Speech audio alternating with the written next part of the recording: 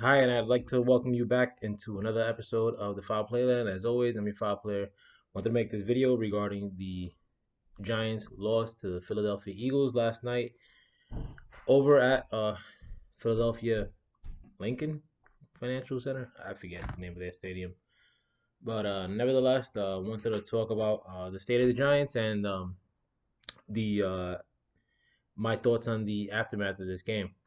The Eagles came into this game 1-4-1. They or top the NFC East or second in the NFC East going into this game. And that just shows you the state of the NFC East. The fact that none of the teams have distinguished themselves and they all have losing records. The Giants could have moved ahead to a virtual tie had they won this game. And now the Eagles are atop that division after the win. But as far as within the game, the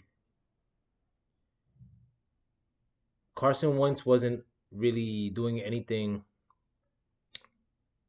far and beyond, especially early on.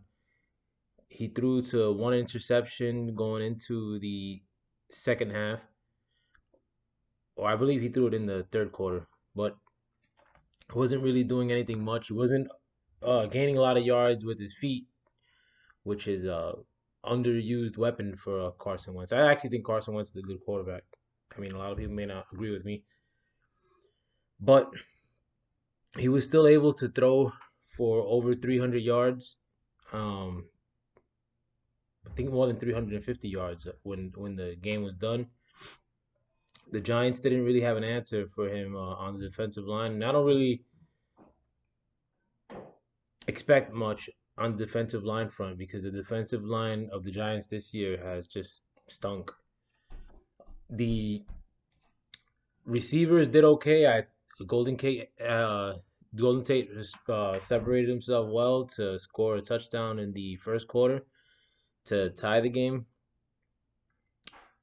after the drive of Carson Wentz running in for a touchdown in right before that.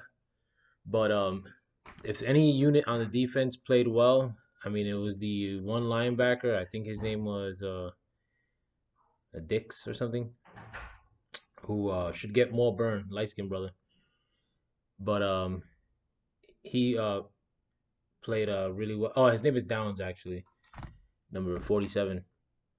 He played really well yesterday. But besides that, you had a pretty good play from the cornerbacks, and there was really no pass rush up front. I mean, BJ Hill had some nice plays. There was some balls that were swatted on the line, but as always, Leonard Williams gets the almost plays. I'm not a fan of Leonard Williams, one iota. Had a lot of almost plays, no sacks, and it's not that the Eagles' offensive line is any good. Like they're actually piss poor this year. As far as our offensive line, same story. I mean, Cameron Fleming looks terrible. I mean, he hobbles going into the line. We drafted another lineman who I can't recall his name off the rip in the third round, who was playing more as a left tackle in college. I think he played for the University of Charlotte. He should be the starting right tackle just to see what we have because Cameron Fleming is not getting the job done in the pass rush situation. He looks okay, but he not doing well on the run blocking, and also the right guard that we have. I forget his name too. He's terrible too. I mean, he's probably two times worse than Cameron Fleming. So I mean, I'm not really hard on Cameron Fleming, but at the very least, if you want to run that guy that we drafted in the third round at the right guard position, they should start considering doing so now. Daniel Jones was under the rest a lot of these plays.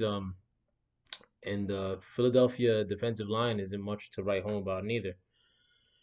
Um, but the play of the game or the play that really broke the Giants was the missed catch by Evan Engram later on.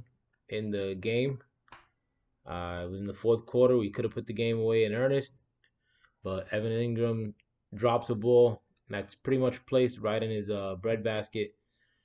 Evan Ingram has been a scrub. I couldn't stand the dude. I didn't like the pick when we made it. I thought we picked him around too early.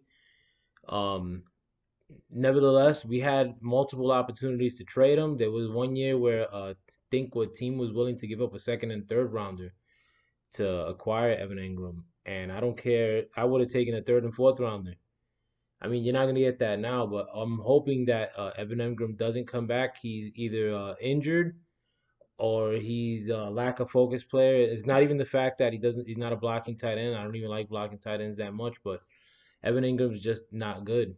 I mean, I've been saying this for the longest time, and I hope this is his last year with this team. Daniel Jones looked okay. I mean, I was hard on Daniel Jones when we picked him too, but he's what we have. I mean, has he played well this year? No, he looked pretty good yesterday. I mean, he has the fortitude of a of quarterback that I like. I mean, he's very cool under pressure. Um, but the ball security issue, which did us in at the last play of the game, and the fact that he looks down the field too much or for too long, is still an issue. I mean, and the last play of the game, we ultimately were taken out of the game by a lost fumble by Daniel Jones. So ball security is still an issue. I think if they still tinkered with the line a little bit more and made some improvements in the offseason and the draft, that could probably help that issue. But the receivers are overrated on this team. I mean, Sterling Shepard had a nice game at the end of it, but I'm not a big fan of Sterling Shepard either. He's a third part on a decent team. He's not a second receiver. Darius Slayton, I have a lot of praise for him. And I think that he's a second receiver. I think we still need a A1 guy. Doesn't have to be a fantastic guy, but I do think that they still need to make some um, additions on the receiving core. They could have done it this year when a year that was really deep in the draft. Instead, we drafted 19 linebackers.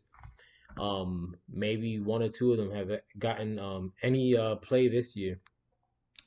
But I mean, another thing too, I've been hard on Joe Judge. Um, the fact that a lot of people had a lot of acclaim for him early on, with him not really doing much, with the exception of being a special teams wide receiver coach over at New England, was concerning for me. I mean, but my thinking about it last night, I mean, like he didn't do many plays to hamper us or take us out of the game.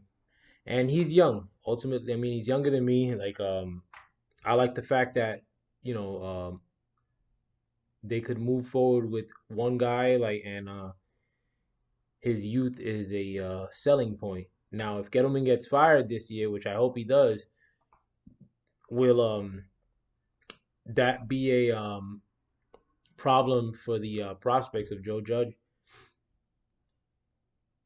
coaching a team that's not very good moving into 2022 and 2023? Who knows? Um, but I mean, I'd give him a chance until he screwed things up. But I'm not like a lot of the Giants fans that you see here in New York that are like that became part of the Church of Joe Judge. You know, 2 days after we hired him. But let me know what you guys think. This team hope sucks. Hopefully we could be picking in the top four and drafting that offensive lineman out of Oregon this year. But let me know what you guys think, and I'd like to thank you again for stepping into the foul play. Then have a wonderful day. Peace.